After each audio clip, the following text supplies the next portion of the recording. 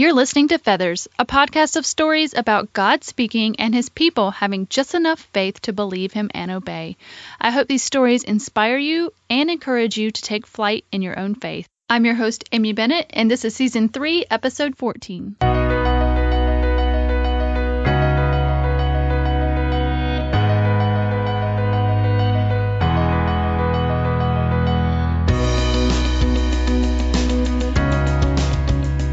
Well, hey friends, and welcome to Feathers this week. I am so excited to have you here.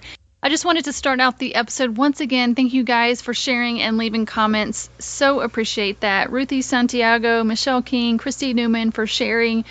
Tara Hatton had a great Facebook post she shared about listening to the podcast last week, and she said, I immediately bought Rhonda Stopp's book after listening to your latest Feathers podcast. It may be my favorite episode yet, and I'm fairly certain I've listened to them all.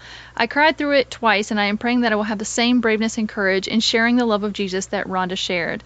And Tara, I absolutely first want to thank you for listening to all the episodes, and also I do have that same heart coming away from last week, is that just praying for that courage to share the gospel the way that Rhonda did. So really hope that you guys enjoyed the episode last week. This week we have Latasha Morrison. Tasha is the founder of Be the Bridge. It's a nonprofit dedicated to encouraging the church to be present and intentional about racial reconciliation. And I was introduced to Tasha through the IF Gathering. She has been on stage leading the conversation around racial unity, and have just really enjoyed her journey and watching that grow over the past couple years, and very excited to share her journey that God has taken her on and how she has walked in faith and really stepped into that role, not just, being part of the conversation, but leading the conversation really globally about racial reconciliation. So very excited for you to hear this conversation with Tasha. Well, Tasha, welcome to Feathers today. Hello. So glad to have you here. Yes, it's great to be here on Good Friday. Yes, I love that we're recording on Good Friday. Yeah. How appropriate. So let's have you introduce yourself to people that may not know you. Okay. My name is Latasha Morrison, and I currently reside in Austin, Texas. I moved here by way of Atlanta, and I'm basically a local church girl that has a burden for the local church and its people, and want to see us at our best. And so I currently am on staff at a church called Gateway Church here in Austin, and I'm the operations director there. And I also am the founder of a nonprofit called Be the Bridge. Right. And so we're going to talk about Be the Bridge today. And I think it's amazing that you're running Be the Bridge and you have a full-time job. I don't know how you find time to do that. Yes, it's really difficult. Like today I'm off working, so I do a lot of, it's just, I can juggle a lot of different things, but it gets complex, and that's what I have to let people know, especially through the Be the Bridge group, because when people have questions, they want you to answer them right now, and a lot of times I can't answer them to the afternoon, But it actually, if I'm honest, it gives me a balance. Talking about racial reconciliation and the racial disunity we have in the world, not just even in America today, it can be very draining, and it could be very traumatic, especially for a person of color. And so I like having something else that I focus on, and I think just God has me in this season managing both of those things at the same time. And it also gives me an outlet. And actually the job that I have now is a newer job. I've just right at a month. And so I love my coworkers, and, and I love the local church, and Be the Bridge actually is designed and built and basically evolved for my heart for the church. And so I think just the potential to work through a church with some of the stuff is very helpful. I have a lot of people in our church and congregation now that are really leaning into this conversation and interest. So I love to, the things that I'm talking about for the greater church, the overall church, is great to kind of talk about those things in my own church.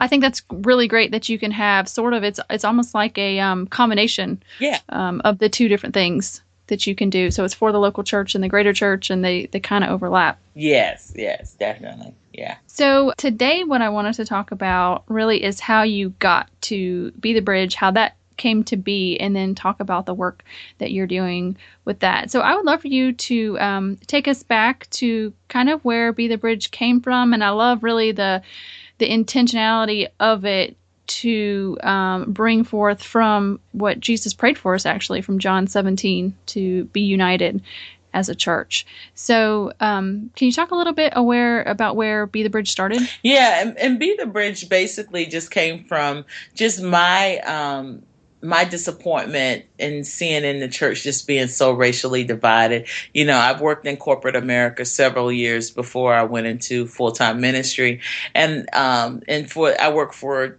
like 2 Fortune 500 companies, and both of those companies had diversity initiatives, and my first church that I was on staff with was a predominantly African American church. And then moving on, I've worked in like 3 predominantly white churches. And I've just seen in the African American church, the particular one that I was in, there was a great value for diversity.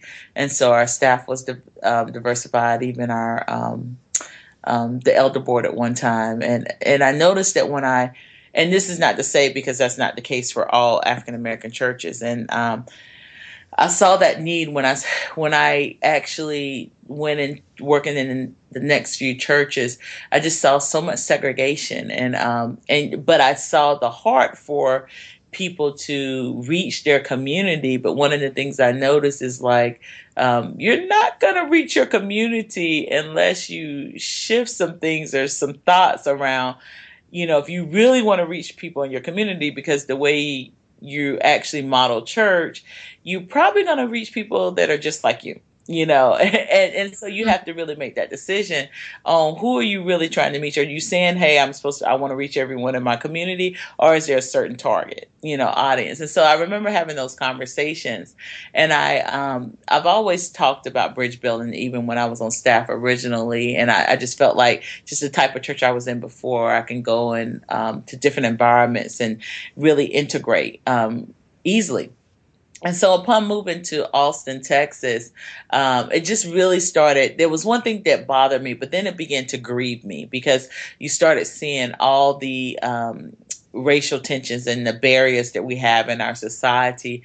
And I felt really bad that the church could not even be an answer to that, because we are just as confused, just as divided, just as broken, and just as messy as the world as it relates to race relations. And so when I moved here, you know, one of the things I noticed is that I've always had to integrate, and I've always had a large number of diverse friends.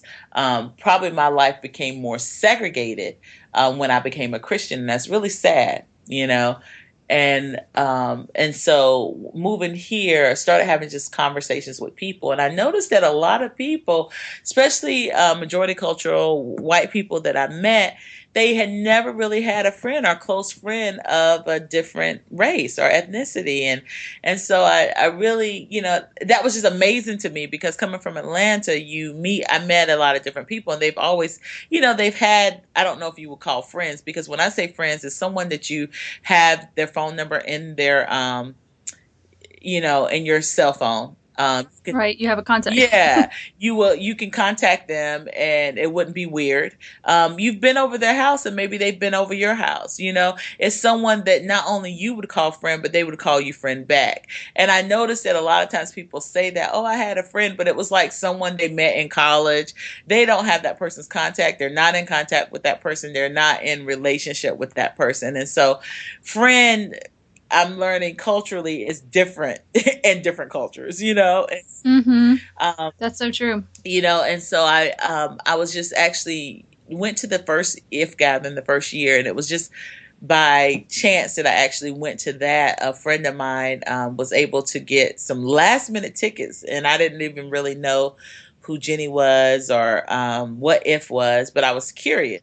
I don't think anybody did that first year, right? And I went, and it was just, and this is when God really started really playing stuff out, where I knew that he was calling me to something different. And I remember just being just really sad about being here in Austin, because Austin is really racially different and socially different from Atlanta, and it's so segregated. And so I just really felt overwhelming. Being in a new place, I wasn't happy here, and I was on my way there, and I was like, Lord, you really have to show me why you brought me to Austin. Like, I felt like I was supposed to be here. Like, I felt a strong sense that I was supposed to be here. I didn't completely understand, but why am I supposed to be here? And I just remember just clearly when I was driving on my way to that conference, I remember clearly just in my heart, the Lord saying, I brought you here to be a bridge.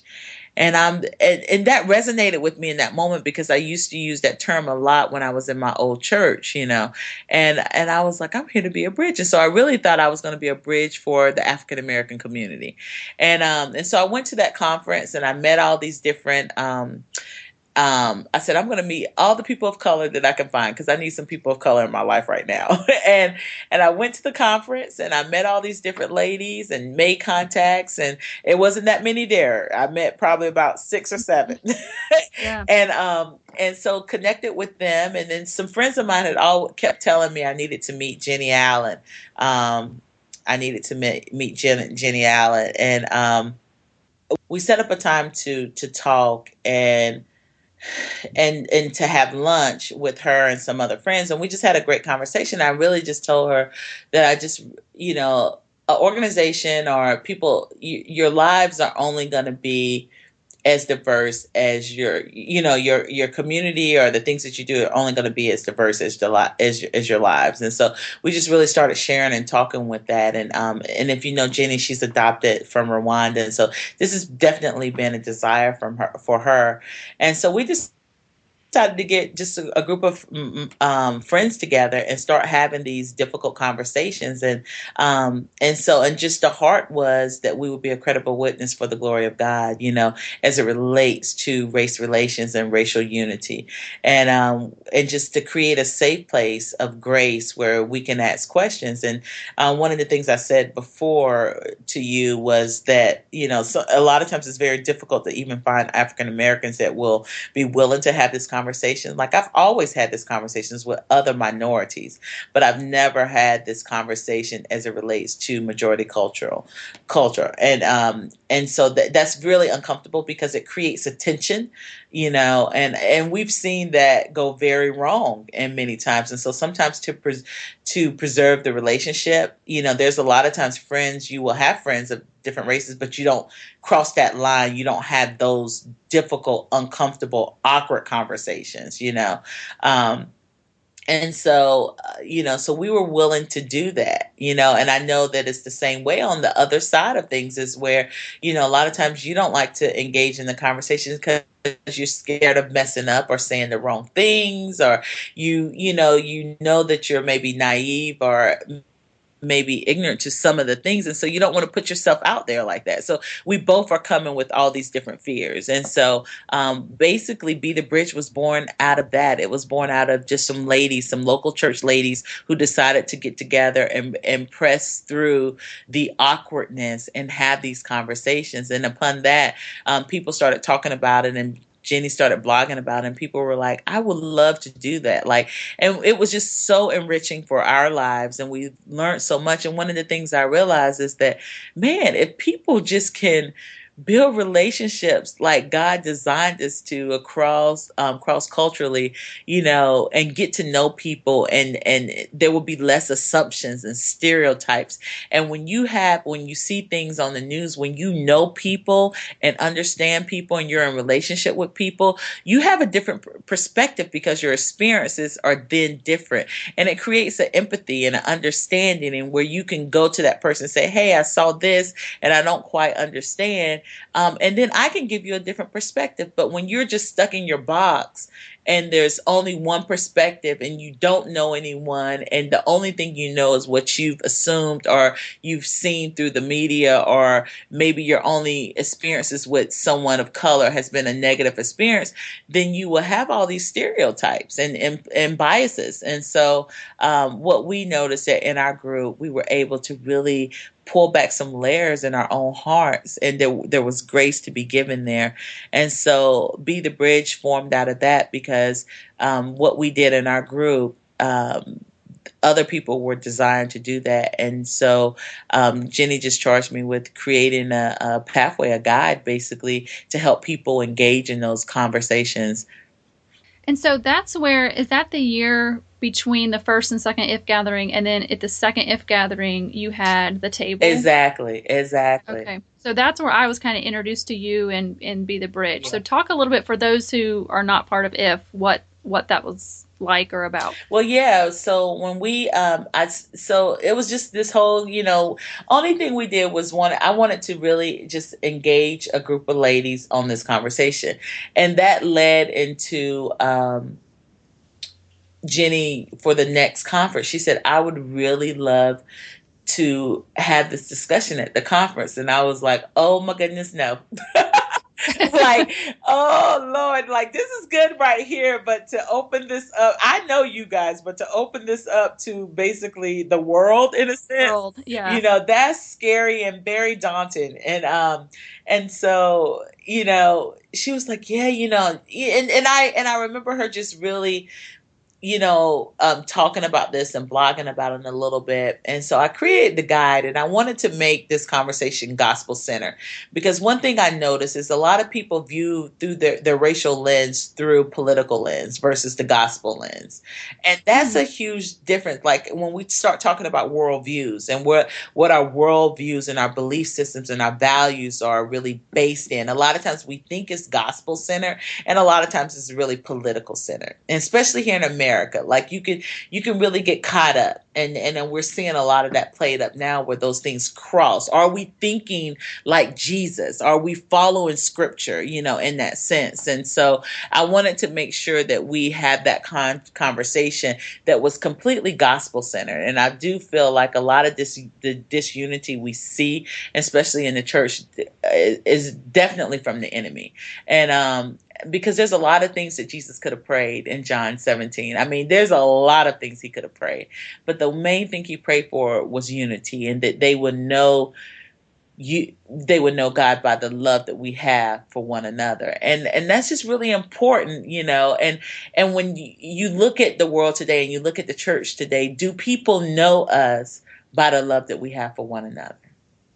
And if you think about what's going on TV now in this political season, and, just all of that. And because we're a product of our culture, and even our foundation is laced with a lot of this disunity historically. And so we have to really peel back the layers on what we believe and why we believe it, and so we were able to do that in our group. And so I developed a guide, probably in 2000, at the end of 2014. And so I didn't really know Jenny, if you know Jenny and If, they kind of give you bits and pieces, and you just got to be able to flow. And so I created this guide so that people can have the conversation. And then she was like, I'm really thinking we need to model the conversation, like how we've been doing these conversations on our own. We need to model that for everyone so they can really see. And so I was like, oh, that's a great idea. I'm thinking she's talking about herself. Yeah, you do that. Yeah, you do that. Good luck with that, And she was like, no, I want you to model that. What would it look like me modeling that? You need to model it. You've led us. And, we had some conversations about this, and I told her I didn't want to be that girl. I didn't want to be the race girl. And she said, I'm sorry, but you already are. You are. Oh. And so she has been a really good friend, just helping me see, because this is not something everything that I'm doing is not something that was in my plan. It was in God's plan. I've done a lot of work in the past with human trafficking, and I really thought that would be my next move into the world of human trafficking, which I still have a heart for all of those things. But I'm a justice girl. I'm a social justice girl. So as it relates to disparities, inequality, mistreatment, I am going to hold up that banner, and so that's just a part of who I am. And so, I thought it was a bold move and a brave and courageous move that If took to really start trying to bring some solution in their own way and in our own way to things that are really plaguing the church in our community. And so if we sit back and do nothing, nothing will happen. We'll get the same results. And if we continue to put our heads in the ground, we will get the same results. But what If did was take a opportunity here and take a courageous step in saying, you know what, this is not going to get any better by not talking about it. And so this platform that I have, I'm going to try to have this conversation and give as much grace and have it as gospel centered as possible. And that's what we did. And so we did a racial reconciliation table. We call it racial unity table. And we just had different people from various cultural backgrounds really talk about, racism in the church and all these different things. And one of the main issues I would say, and what I see is that, especially in majority culture, is that we have to be willing to listen, Mm-hmm. and that's the thing that, and in our group, the process that we used was kind of like a restorative justice process where the only person that could talk was the person with the talking stick. And we had to practice listening, active listening, not listening so you can give your opinion and your facts and stay, so where you really haphazardly listening, but you're just really listening so you So you can can have respond. a point. Yeah. Yeah, it's for your response.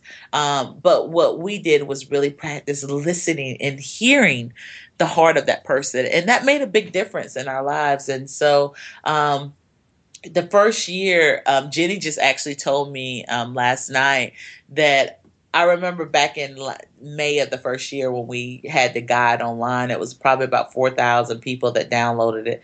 But since then, I think she said it's like over 8,000 people have downloaded that guide.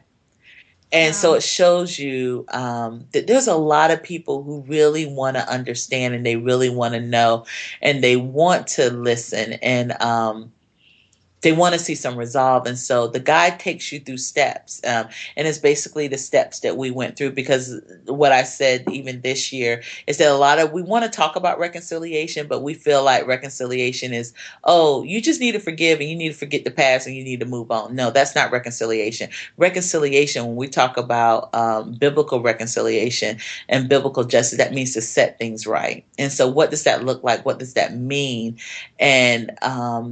And so we have to have that conversation that truth and justice lead to reconciliation, not just forgiveness. And that's the part where a lot of these movements like Promise Keepers and all those things, they failed in the past, because it takes building relationships. So you have these conferences and these events and you say all these things, but everybody goes back to their own churches and their own segregation. And there's no cross-cultural relationships really taking place. And so I really feel like if we really want to see true reconciliation, we need to be in relationship with one another. And we need to have relationships with other people that don't look like ourselves. And we have to be willing to listen and to really pull back the layers on our belief systems and understand our history, and understand the ugliness of our history and not try to whitewash it or erase it. And that's what we've really tried to do in America. And that doesn't institute healing, and that doesn't bring about reconciliation. That's denial. And denial is frustrating, and it's also more oppressing than anything else. I love that you guys center so much around community and that that healing takes place in relationships. Yes. Yeah. And relationships are hard. Like, this is hard work. And I love that I've listened to different things where you've talked about, whether it was at If on the stage or whatever, that a lot of these conversations are awkward. They are uncomfortable. But like you talk about, change doesn't come from keep doing the same thing. Yeah, you're right. we have to work at it. It's hard work and it's difficult, but I've just seen just some beautiful fruit. I've seen people, just ladies, just really say, I want to grow in this area. I'm not perfect. My thoughts and how I grew up and all these different things, and I think, we've been given grace to give grace. And so just even as, like I always say, grace upon grace, and so, I've seen that people really try to lean in, and we have, when I started the Facebook group, the Be the Bridge Facebook group, right, I started it right before the conference in 2015, and I had about 60 people, and I started just kind of coordinating, like just getting the conversation going, so that when we actually did the table, that people had a place to come to start asking questions and all this. I did not know that I was just opening up like just this huge, um, just groundswell in a sense, I did, because things can get really ugly on social media. But let me tell you, I'm so proud of the people who, and it just speaks to the heart of, we hear so many negative things, but I'm really proud of just a lot of the people in the church, and the things that are taking place. We grew from, now we have over almost close to 2,600 people in the group.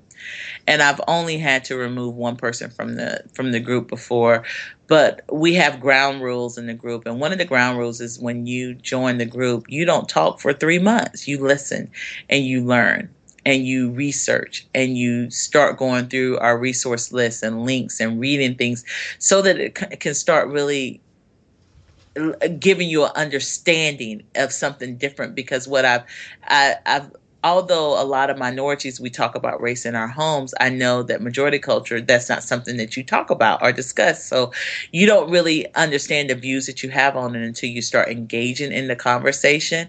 And so, I've just seen some great, things. And, just right after, if we always have a groundswell where we have a lot of people that really, join. And so we probably had about over 800, close to 900 people join right after if this year. And I so, was one of those. yeah, and that's a I lot. joined, and I don't have to. I'll confess to you that I listened to you in 2015, Uh-huh. and I was so moved, and I was like, yes, I want to be in that. And then a whole year went by, and I had not done anything. And when I sat there this year, I'm like, I am not going to let another year go by Yeah, and you and have so done many nothing. people, you and so many other people. I'm telling you, I am so proud of, the if women. I mean, you have.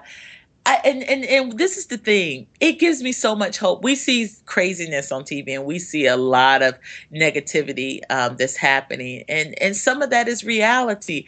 But at the end, we can't lose sight of the hope. And I see hope in people like you, who are reaching out and saying, how do I learn more about this? I want to get to know you. I want to get to know people in my community. That is the hope. And, we had a young lady, I guess, everybody goes through their period, because it's really difficult when you start having these conversations and you have a certain worldview and belief system and values, and some people feel like you just need to talk about ice cream and cherries all the time and not talk about the negative things. And we talk about current events that's going on, as it intersects with race relations. We talk about those things, and that's tough for a lot of people, because in our group we have people from different theological backgrounds. We have some people who are believers and some people who are not believers, and then we have people who have, different political views. And so when you get, and which is what the world is made of, and so we're a example, a segment of what our population represents.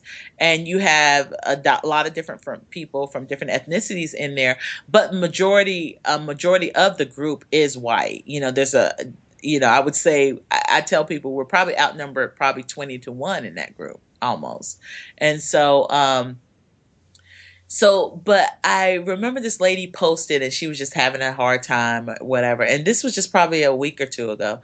And I looked, and because it gets draining, a lot of times if you're repeating the same things all the time, you're having these same conversations, and we can really tell when people are not doing the work, like when they're posting or saying stuff, but they're not reading stuff that people are posting. They're not reading the books that we recommend. They're not watching clips that we recommend to help them lead to learn more. They're not reading the articles. You can really tell that. And so it just gets draining sometimes. And I remember seeing this post from this lady, and we approved the post now. And I was like, well, I'm going to approve it because it's, we don't want to be biased in what we approve and what we don't approve, as long as it aligns with the values and the vision of the group. And so I approved it, but I was like, I cannot address this right now. And so one of the things that I saw is, by time a couple hours later, I saw a lot, and I'm going to use this term, right now, but because all this classification, but I just actually said to her, I didn't say anything, but I looked and I saw all these ladies, and these were majority white women, who responded to her and just talked about how, they thought this at first, and they just really kind of took her on a journey on where they were at one point and where they are now, and how when they came to the group, they felt the same way, but this is what they're reading and this is what they learned. And they started really teaching her and guiding her. And I mean, everything they said, I probably couldn't have said it better. Like how they said it, and just to see that transformation. And some of these people, I remember when they started engaging in the group. And let me tell you, it brought tears to my eyes. And like even some friends of mine that are in the group, we were texting each other like, oh my goodness, like this is what allies do, because they really supported us and they held up our arms and they were our voice, when, especially at a time when we were very weak, and that's what it's about. And so I've seen so much growth. There's so many groups that have started, and so God is moving, so there is hope. But we really have to, as the church, we have to continue to lean into the difficulties of these conversations. Mm-hmm. There's still a lot of work to go, but like you said, there's so much hope. So I want to talk about Be the Bridge. You've launched a new website, which is exciting. Yes. And that's where people can get the guide, and you have the resources. Yeah, I have a lot of, we're still improving the guide, the website. The website just went up in February. So we're going to still make ongoing improvements. So right now we have blogs that we post every week. There's some articles to get you started in this journey, to start reading through those. There's some video clips, all the sessions from the original If Gathering, how we had that conversation is on there. When you sign up for a subscription, you get basically 12 things that every bridge builder should know. Like when you're saying I'm a bridge builder, these are some things, some best practices for bridge building. So you get that free download. And then when you sign up if you're thinking about starting a group, or you're just really praying about that, there, when you sign up for that, so we can kind of capture who is starting a group and where groups are, you'll get the guide from that point. And so those are one way that you can find out more information. And then a lot of the blog posts, we also have a Be the Bridge Facebook page also now, and on Instagram and Twitter. And I talk about a lot of the same things under my Latasha Morrison too, but it's beabridgebuilder.com. So I'm Be the Bridge is so common that we had to go with Be a Bridge Builder. So yeah, so that's what God is doing, and I'm super excited. Just to kind of be just creating a first step on the road to reconciliation. I feel like the guide is just that first step. There's a lot more to learn and to read, and there's a lot of book recommendations that we recommend. But those who are willing to take that first step, a simple step, and just try to meet people who don't look like you, and to listen to them and share with them. That's where it begins. I love that, and I'm so appreciative that you had the faith to just step into this and keep taking your next step to the point where you're helping so many people bring unity to the church. And so I think it can seem so intimidating, but I think, you have something like a resource like a movie and you're like, okay, like I can watch a movie like that. That feels like a little bit less intimidating at first, like just to learn, like for people that are needing that first step. Just learning is not something too overwhelming. And then I think once you learn and you have the knowledge and you're not ignorant anymore, I think that is going to give you enough courage to take that next step. Right, right, right. And so I'm excited, excited. We're just getting started. I mean, we're only a year, not even a year old. So we just, we are an official nonprofit now. And so there's a lot more. We're looking at rewriting that guide, adding video segments. There's a lot to come. And so you may even hear me on a podcast pretty soon. So there's a lot more to come that to help people and to tool people and to resource and equip people. And God has just really opened up a lot of doors with us. We even had some opportunities to help some nonprofit organizations as it relates to their organizational structure. How do they start implementing more diversity and thinking that way? Because one of the things we say is that, if you're going to have diversity starts around the leadership table.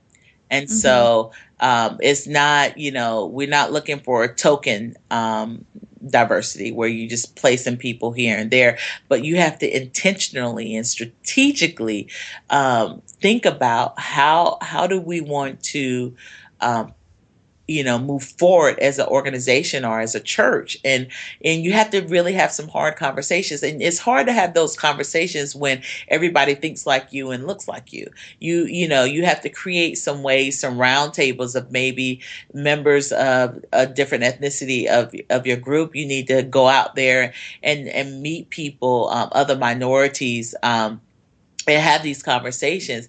And then you really have to have the conversation. Is this something we want to do as an organization? Because a lot of people say it because they know it's the right thing to do, but they don't really have a heart for it. And so you really have to have a heart for it. So I believe developing a heart for it starts in prayer. And so I believe you have to start this in prayer. Nothing that we do is going to happen apart from prayer.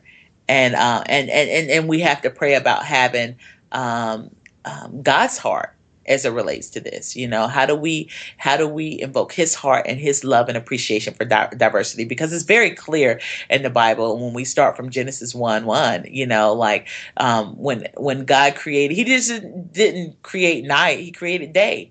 He created stars, he created multiple animals. Like, it shows you our existence.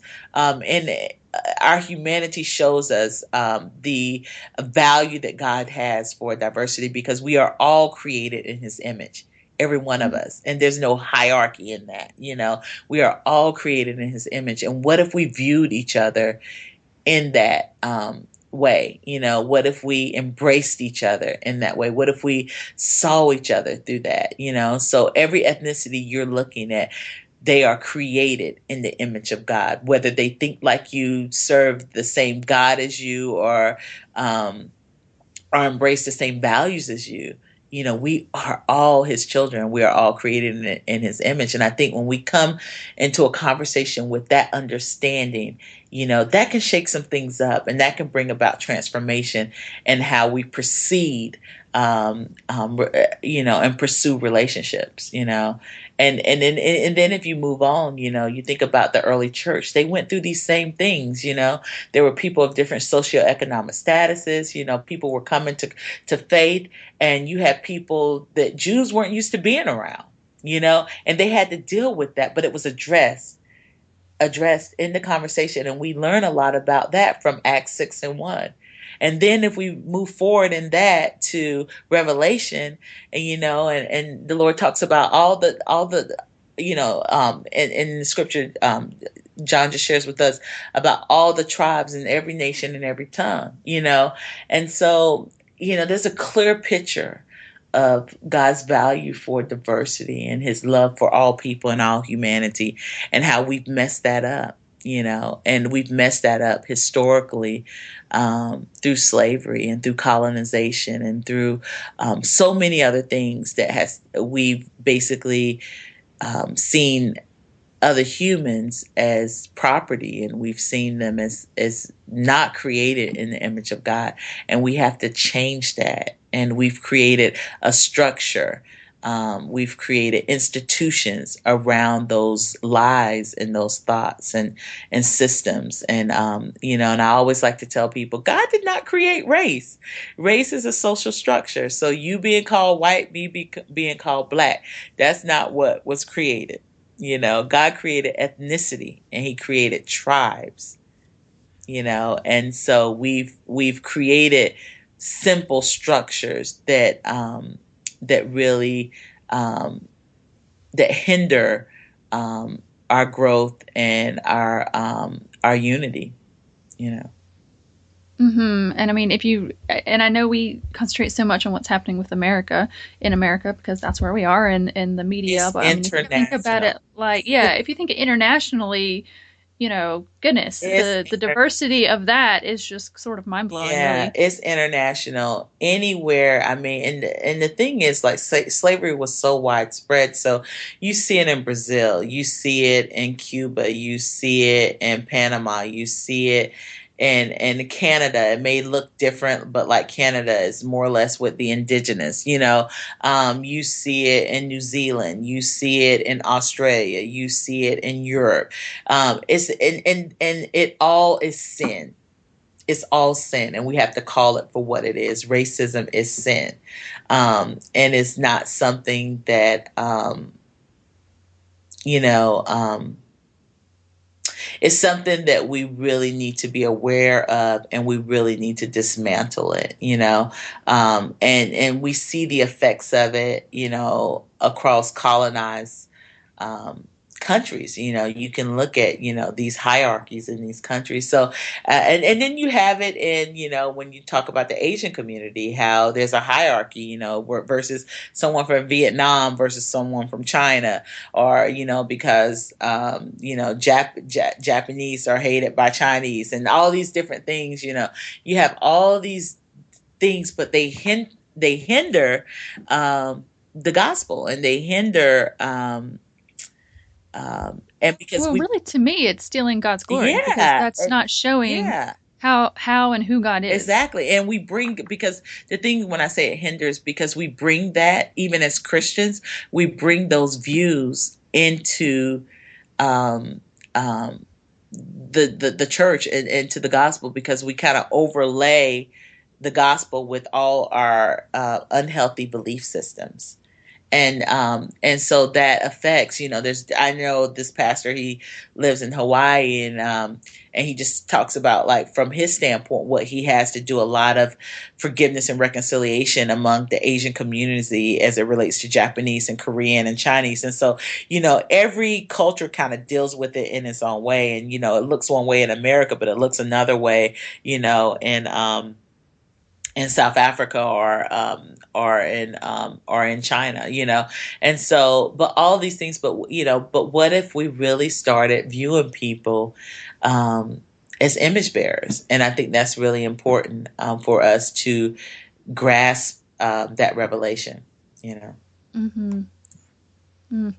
Well, Tasha, thanks so much for all that Yeah. you're doing to make all that happen, and taking time to talk today. Yes. Yes. Um, yeah, one of the things I was going to tell you is, I forgot. I was going to say one more thing, but I Oh, appreciate it. And people can find me on social media, and we're just getting started. So we used to have this saying in the old church that I used to go to: we barely scratched the surface. We haven't really left the gate yet, but we're just really, our heart is to really see God's people, the capital C church, be equipped and tooled to be a credible witness for God's glory, and that's what we want to do. We want to give our best while we're here on earth, and do our best while we're here on earth. And, there's so much, there's more, we have more alikeness than differences. And what if we leaned into all of that? So I'm appreciative to everyone who's has the courage to listen and learn and take that first step. hmm. Well, thank you so much again. Okay. Thank you. Well, guys, isn't Tasha just great? I think she handles these conversations with such grace, and so thankful that God has put her in this position. I think she's just filling it so wonderfully, and just so thankful that these conversations are happening, and that true reconciliation is happening, like she talked about, through truth and justice, that it's really going in a positive direction when so much in the media shows us that it's negative. Like we talked about, there is hope. There's hope out there, and she is leading us in that. So thankful for her. I just want to encourage you, if you are not part of this conversation, that you would start where she talked about, in the resources, that you would get in the Facebook group, start listening to the conversations, read the resources, just watch the movies, whatever your next step is. Like maybe it's really just making a friend intentionally. Maybe it's actually starting one of these Be the Bridge groups in your local church, and whatever that is, I just pray that you would take that next step. Check out the show notes so you can see all of those resources linked for you. I would love for you to check those out. So guys, once again, thank you so much for listening and for sharing, and we will see you next time on Feathers.